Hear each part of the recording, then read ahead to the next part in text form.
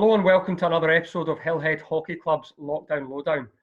I'm absolutely delighted to be joined by umpiring royalty, Martin Madden. For those of you that don't know Martin, and that will be a very select few, or even don't know his significant achievements, Martin was umpired the bronze medal match at Rio 2016 and alludes to that being a career highlight. That's one of many achievements that Martin has achieved in his illustrious umpiring career. Martin, how are you? Yeah, I'm good, Al. How's yourself? Yeah, very good. I'm certainly keeping myself amused with these podcasts. So thank you very much for giving up your time this evening. I think you've got a rough idea of what's coming. And those people that have been umpired by you will know that you're a pretty straightforward, honest and candid guy. So we hope to have that come across in your answers tonight. Anyway, as tradition goes, I'm going to use my trusted iPad to do a wee introductory tune, which kind of marries in the fact you're a police officer and also you enforce the law on the hockey pitch. So here we go. Bad boys, what you gonna do? What you gonna do when they come for you? Bad boys, what you gonna do? What you gonna do when they come for you? There we go. Can't even stop it. Right. Okay, that's as good as it gets, technology. Right, let's go for your 70-second lockdown lowdown. Okay, just get my trusted timer. Okay, are we ready? Yeah. Yellow t-shirt or pink t-shirt? Pink. Have a chat or no? Card. I'm not having that. I'll have a chat. Death stare or shouty louty? Shouty louty. Winter layers or skin and bear it? Oh, I'm soft. Winter layers. Earpiece or au natural? Au natural, definitely. Blend in or stand out? Blend in. If you're giving cards, do you set the tone or do you use sparingly? You always use them sparingly. Back yourself or ask your colleague? Ask your colleague. Heated thriller or civilised one-sided affair? Oh, heated thriller every day. Fox 40 or Acme Thunderer? Box 40. Short corner or penalty corner? Penalty corner. Handshakes or fist pump? Oh, I can't be doing that fist pump stuff. Handshakes. I'm the same. Cold or wet? Cold. Pre-match toss or post-match handshake? Post-match handshake. Yes. That's time up. Martin, fantastic answers. I tried to catch you out there at the end with a cheeky one. I'm not sure if it quite happened. So that's your 70-second lockdown lowdown. I think you were pretty honest there. I'm with you in the fist pump thing. Even as a player, I just don't get it. And see, I found that people start doing this sort of high five, and I just stand there with my hand out and make them feel uncomfortable because I don't know if it's just I'm a bit older as well. That's maybe part of it. I'm a bit like you. I mean, I think the COVID crisis has really reinforced how important a greeting, a handshake is, and how much it can be missed because it is what it is. No matter where you go in the world, I guess there's some variations. But for me, even the kind of it's not even a high five. It's the grabbing there in the middle. A handshake. Yeah. I just find it very impersonal, and I think you should always probably look at the person you're shaking hands with as well. And if you're busy trying to coordinate a high five and not get your eye taken out and stuff like that. That was a couple of things I was told growing up, that when you shake hands, you should make eye contact with the person. And another one was a gentleman should never shake hands sitting down. So there's one for you. That was a freebie. Right. So since we've got one of the world's best umpires on, I'm going to take the opportunity to ask you some questions, which I've given you a very little time to prepare for. So I know you've played back in the day at Clydesdale, so you've seen a lot of changes. You played in grass, you've played offside, you've seen it all. But what really do you think has been brought into the game that had the biggest impact positively? I think, going back, and a lot of folk won't actually remember this, is probably getting rid of offside.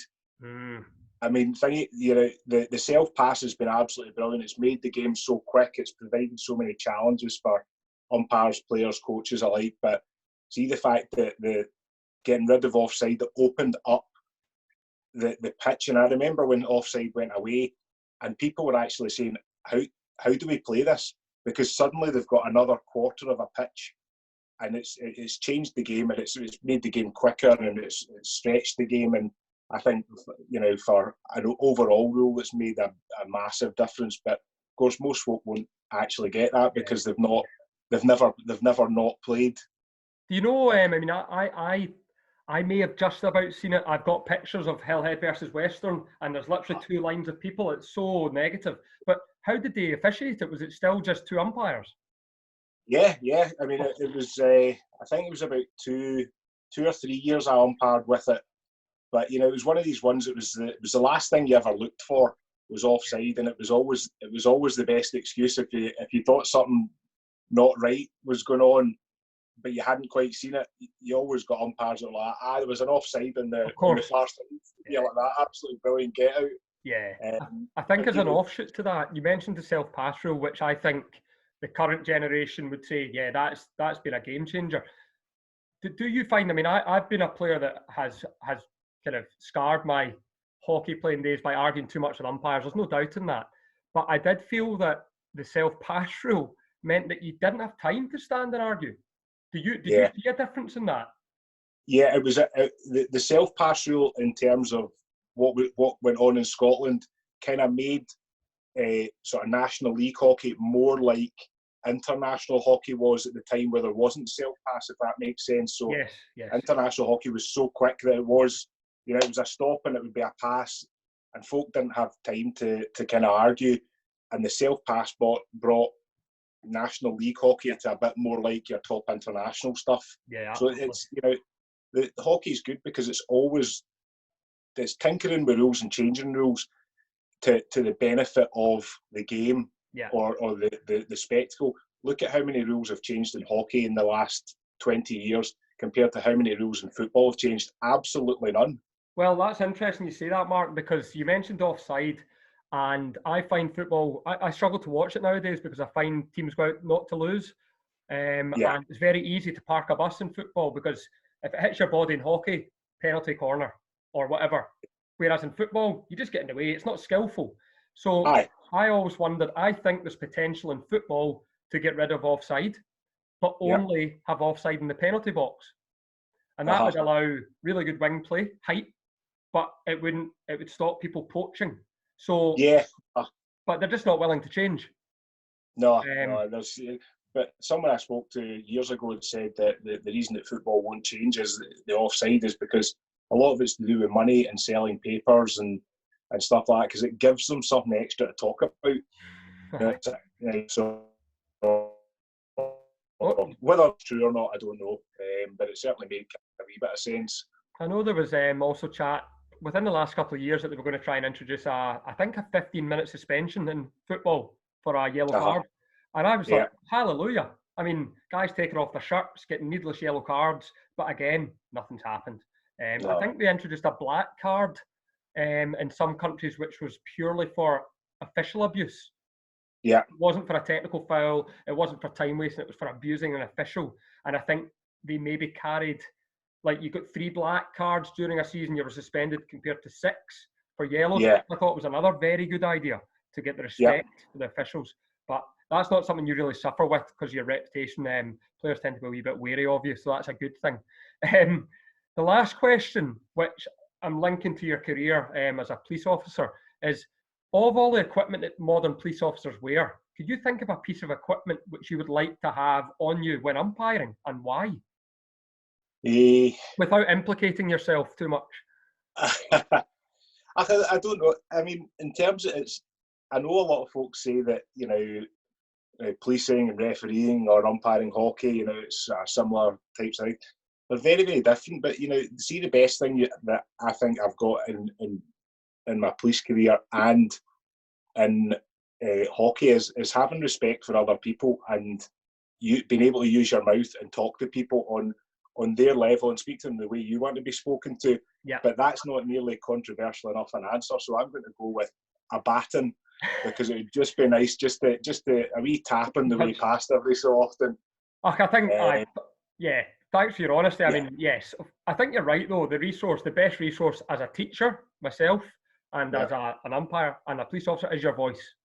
There's no doubt it's your voice and how you can use that. There's so many ways you can vary it. But Any particular players you would like to knock with the baton, or is that a wee bit too? No. Do you know what? That's a question that's been asked of me, for over the years. And is there anyone that you didn't like? And see, to be honest, there's never been a player that I've disliked. There's been people who have challenged me. There's been people that have annoyed me, for a short period of time. But I can honestly say there's never been one that I've not liked. I've had my moments with some, as they have with me. But there just isn't anyone that, and I suppose that's probably what's quite good about hockey, is that you don't get that real nasty hatred or dislike for people. It's people are just out to enjoy themselves and work hard and win and stuff like that. But at the end of the game, that's it. It's done and dusted for the majority of folk. So there's nobody I'd like to hit off the top, not off the top of my head, but there might be ones every so often as we go along. Yeah, I was actually thinking before, when you said you agreed to do this, about whether you'd carded me before, and I've had a fair few, so you kind of lose track. And I don't think you have. You may have, but I don't think you have. And if I'm totally honest, I got far too many cards, but the majority of them I felt were because there wasn't a dialogue. It became very one-sided, and that. My weakness is I don't like that. I don't think that's fair. I think you deserve an explanation sometimes of decisions.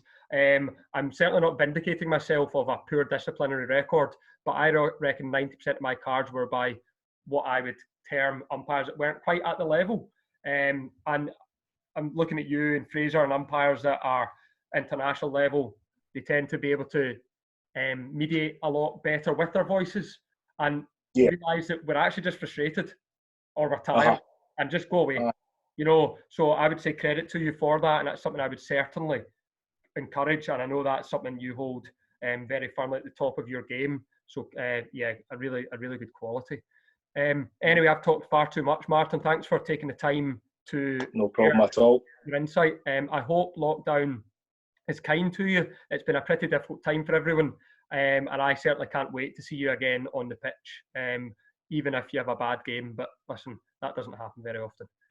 I'm looking forward to getting back out at some point. Right, Martin, thanks. See you soon. All right, cheers, Alan. See you soon.